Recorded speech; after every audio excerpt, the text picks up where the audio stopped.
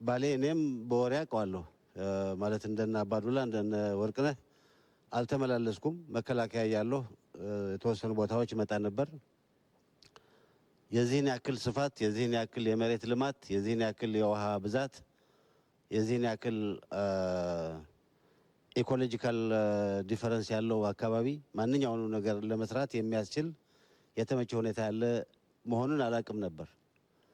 የሶፍ ዑመር ዋሻ ሰማለሁ በወሬ 15-20 ኪሎ ሜትር ርቀት ያለው የዋሻ ውስጥ ሰፈር እንዳለ ግን አላቅም ነበር። የተወሰነ ዋሻ ነበር የሚመስለኝ። አሁን ደግሞ አደረጃጀቱና ስርዓቱ ለወደፊትም እየቀጠለ ይሄዳል። ግን በጣም በሚመች መንገድ እየተዘጋጀ ያለ መሆኑን ያየሁት በ10 ሺዎች የሚቆጠር ሄክታር መሬት ለምቶ በባሌ ውስጥ ያሉት ከባሌ ተራራ የሚመነጩት ወንዞች ለማንኛውም ልማት እየተዘጋጁ መሆናቸውን ስታይ የሚያጭረው ተስፋ በጣም ትልቅ ነው።